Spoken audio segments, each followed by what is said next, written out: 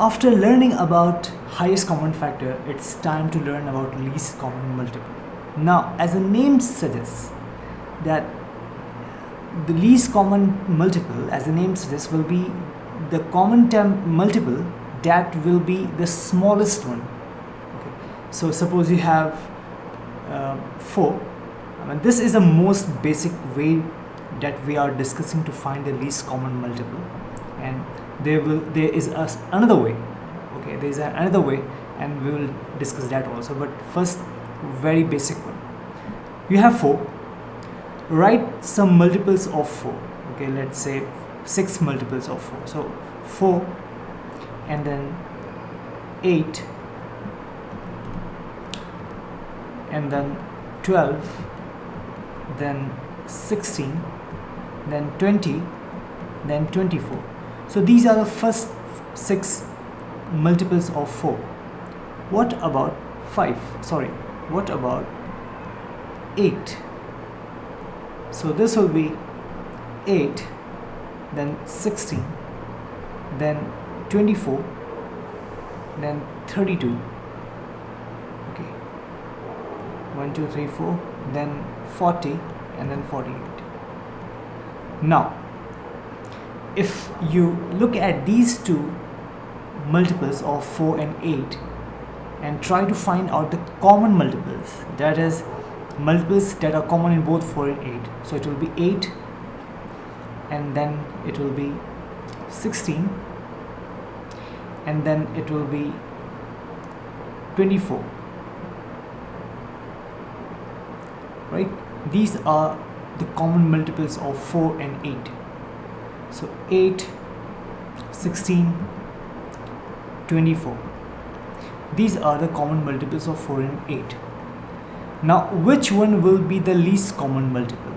Of course, 8. Of course, 8 will be the least common multiple, right? This will be the least common multiple. Now, this is a very basic way to find a least common multiple. Let's look at another way, that is using the prime factorization method.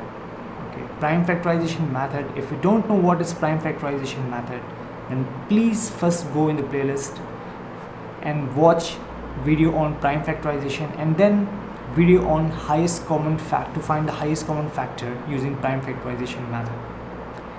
Now, if you try to find out prime factorizations of 4, so you'll write it like this. This is 4, and then 2, the quotient will be 2. You will divide 4 by 2, and the quotient will be 2, and then again you will divide by 2. Here you will get 1, and this will be 2 times 2. This is the prime factorizations of 4. Now the prime factorization of 8. So this will be divisible by 2, quotient will be 4. You'll again divide by 2, the quotient will be 2, and you'll again divide it by 2, and the quotient will be 1. The prime factorization of 8 will be 2 times 2 times 2. Now,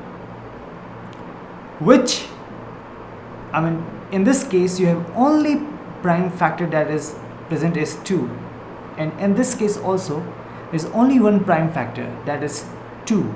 Okay, there is no 3, there is no 5, there is no 7. Okay, so in this case you have only 2 as a prime factor, and in this case also you have only 2 as a prime factor, right?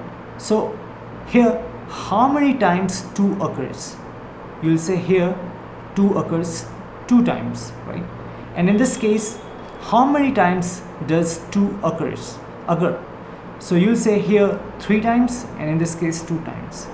So always take the maximum number of times. Choose the option that has the maximum number of times of occurrence of any given prime number. So in this case 2 is 3 times, so you will take this one. You will take this one. So 2 times 2 times 2, this will be 8, and 8, as you can see here, is what you saw here, is the same thing here also. 8 will be the least common multiple. This is a very basic way to find the least common multiple.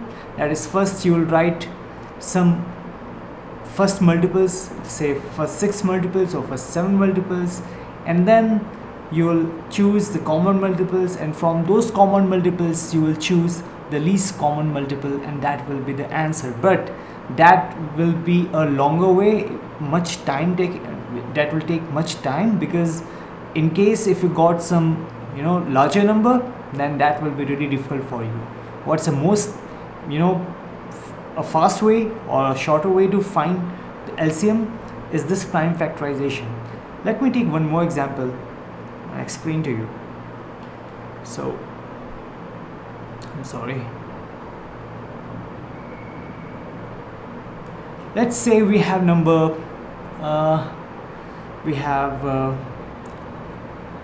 what can we say, 35, and then we have 49, and we have 70. Now you have to find LCM of these three numbers. Always go with the prime factorization method. So if you do the prime factorization of 35, this will be, you write 35 here, then this vertical line, then this horizontal line. Okay, start from a prime number that can divide 35. So prime number that can divide 35, the smallest prime number that can divide 35 is which one? 3? No. 5? Yes. So 7 will be the quotient, and since 7 is a prime number, it can be only divided by 7 itself. So the prime factorization of 35 will be 5 times 7. What in this case? So you have 49 here, okay, and then you have, this is 49, so it will be divisible by 7, right? And this will again go by 7, and this will be 7 times 7 will be the prime factorization of 49. What about 70? So you write 70 here, then this will be divisible by a prime number 2, that is by the prime number 2, that will be 35 here. The quotient will be 35, because if you divide 70 by 2, you will get 35 as a quotient, right? So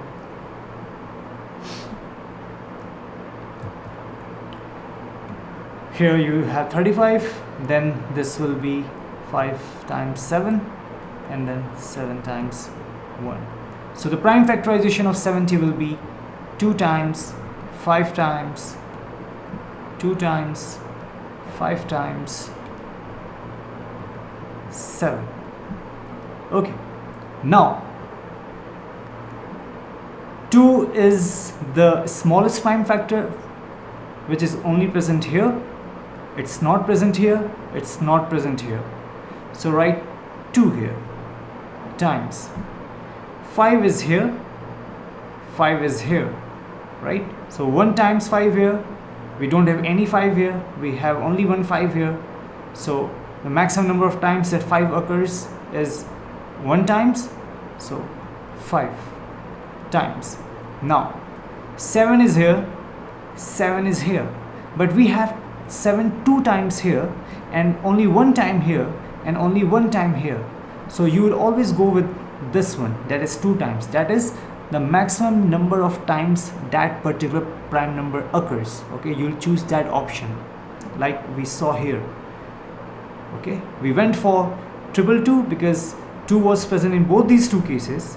Okay, but it occurred 3 times here, and that's why we took it 3 times. Now in this case you have 2 only 1 time, so that's why 2 is here. 5 was present here, 5 was present here, and it was only occurring 1 time. That's why only 1 5. We have 7 here, we have 7 here, we have 7 here, but 7 is occurring 2 times here, therefore 7 times 7. Now if you go on if you multiply this, 2 times 5 is 10, times 7 is 70, and 70 times 7 is 490. So 490 will be the least common multiple of these three numbers. Okay, let's take one more example. So let's say we have numbers. What can we take? Let's take 8, 12 and 18. 8, 12 and 18. So prime factorization of 8 will be 4 here, and then 2 here, and this is 1, right? So 2 times 2 is the prime factorization of 8. When it comes for 12, this will be 12 written here. The smallest prime number that can divide 12 is 2, so you'll get 6 here, then 3, and then 1 here. Then you have 2 times 3. If you do for 18, this is 18.